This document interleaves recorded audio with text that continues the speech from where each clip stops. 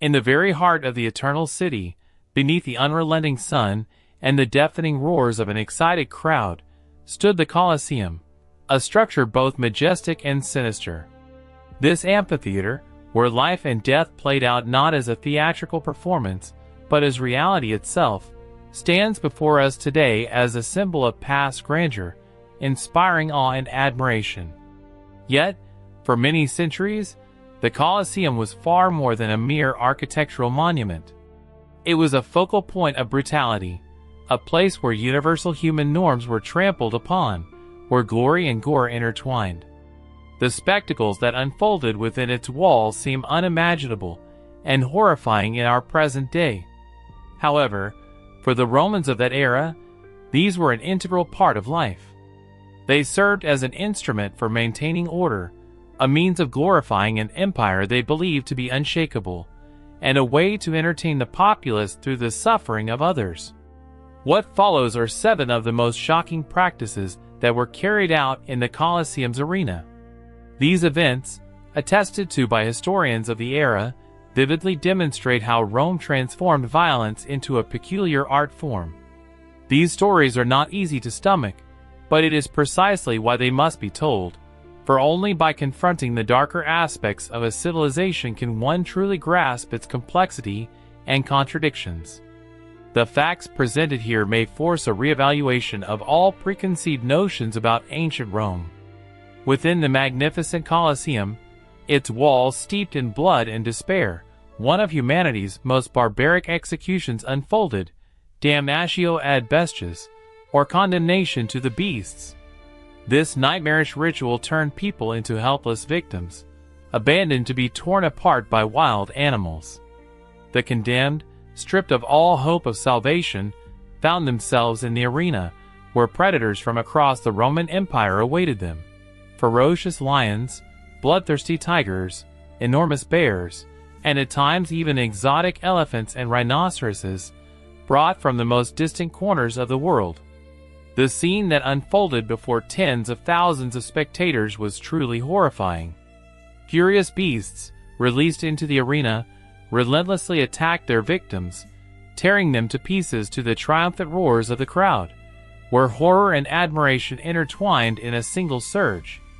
For the Romans, however, this was not merely an act of cruelty, but a potent symbol of imperial power, a vivid reminder of the inviolability of the law. The public death of a criminal served as an act of retribution, a warning to those who dared to defy the established order.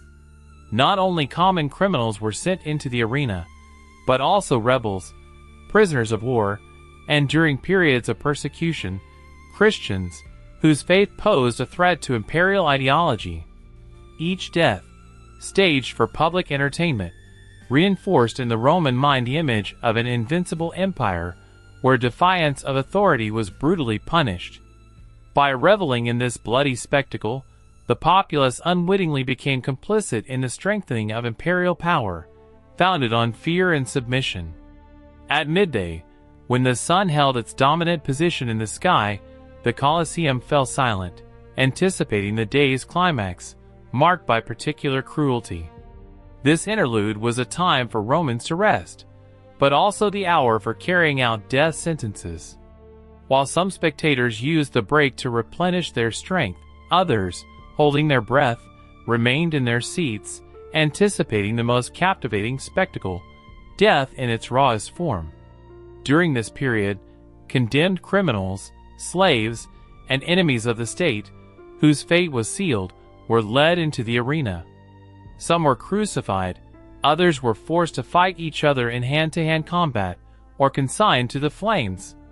These executions were not acts of senseless cruelty, but served as a unique public lesson, a demonstration of inevitable retribution for those who dared to challenge Rome. It was a pedagogy of fear, where the suffering of victims served as a means of maintaining order and reinforcing imperial power. Through these public executions, Rome instilled the idea that disobedience was unacceptable. Amidst the shouts and applause, Romans learned that justice could only be achieved through violence. In the Colosseum, gladiators not only faced each other in deadly struggles for survival, but also became participants in monstrous reenactments of ancient myths, striking in their brutality. Tales of Orpheus, Hercules, and Pasiphae were brought to life, yet in their Roman interpretation, they fundamentally differed from theatrical performances. In the Eternal City, mythological plots were enacted using real victims, prisoners, and those condemned to death. One of the most chilling episodes was recorded by the poet Martial. A man, dressed as Orpheus, pacified the surrounding beasts with his musical talent. Suddenly, a ferocious bear was released into the arena, tearing the musician apart before the astonished audience. This was not merely a spectacle, but a tragedy embodied, the quintessential cruelty of an empire where art intertwined with unbearable suffering. In another performance, a criminal was forced to play Hercules, only to be subjected to a torturous execution, burned at the stake, mimicking the hero's tragic demise.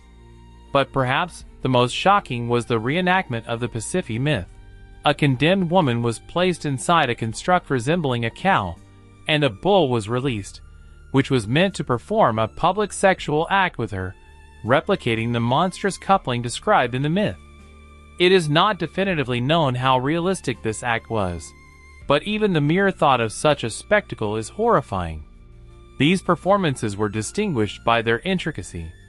The Romans saw in them a bizarre combination of art and retribution, an opportunity to breathe new life into ancient legends, regardless of the monstrous price paid by innocent victims. When one contemplates the Colosseum, the image of gladiators immediately springs to mind. Brave warriors who engaged in deadly combat to the triumphant shouts of the crowd. However, behind the image of valor and heroism lay the brutal reality of institutionalized violence. Gladiators, among whom were slaves, prisoners of war, and glory seekers who voluntarily entered the arena for profit, were condemned to risk their lives for public entertainment. These contests, meticulously organized and governed by strict rules, often offered no possibility of surrender. The fight was only to end with the death of one of the combatants.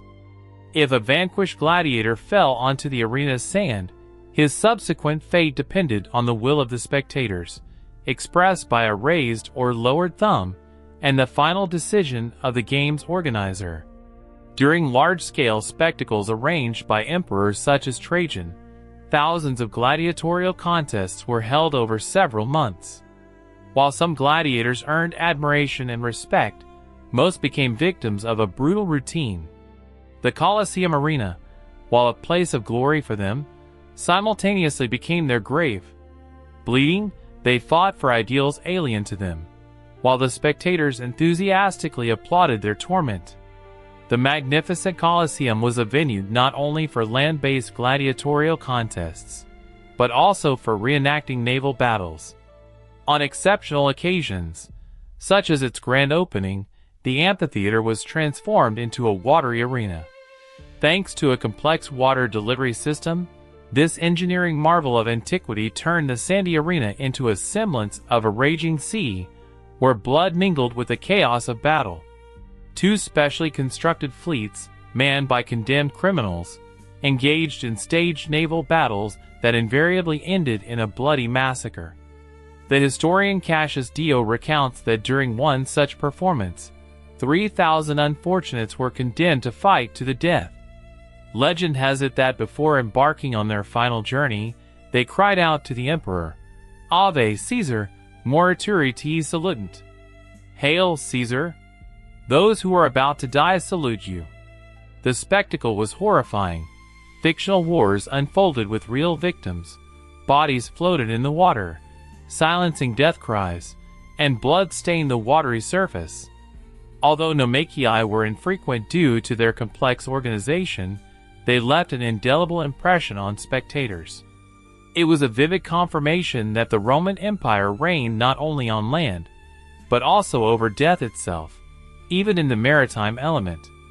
At dawn, when the majestic Colosseum was not yet echoing with the death cries of gladiators and those condemned to execution, Its arena became the stage for another type of spectacle, the nations, hunting displays designed to delight the Roman public. These were not merely entertainments, but meticulously planned acts of mass slaughter, where exotic animals became victims for amusement and a display of imperial power. Lions brought from distant African savannas, elephants from the depths of India, ferocious bears from Germanic forests, as well as rhinoceroses, ostriches, and even hippopotamuses. Animals from all corners of the vast empire were brought to Rome to participate in the bloody spectacle. They were pitted against each other in brutal fights or released against specially trained hunters, bestiarii, armed with spears and arrows. The toll of victims ran into the thousands.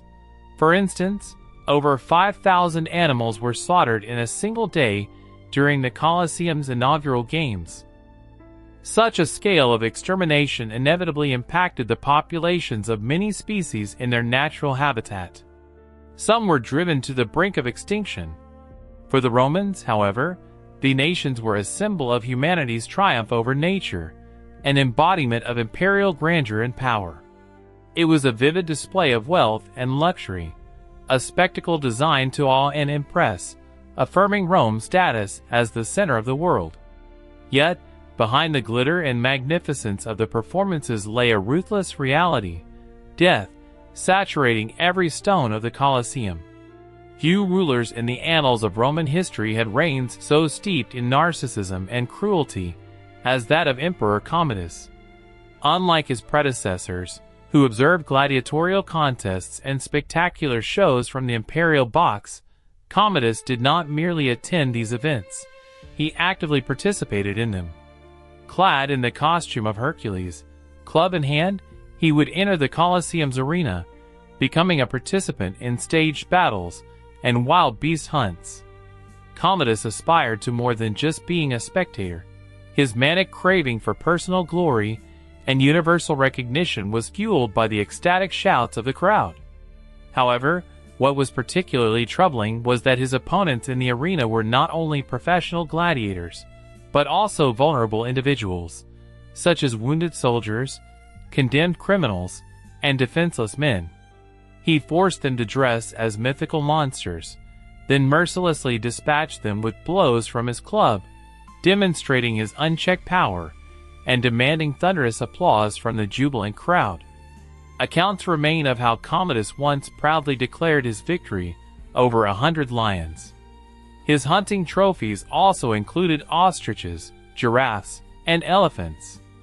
After each hunt, he would arrogantly parade among the fallen animal bodies, turning them into a public display, and did not hesitate to spend enormous sums from the imperial treasury on his entertainments. For many Romans, these spectacles ceased to be mere entertainment, becoming instead a humiliating display, yet fear of the emperor paralyzed any will to resist. The Colosseum, initially a symbol of the Roman Empire's grandeur and might, became a reflection of Commodus's bloodthirsty tyranny.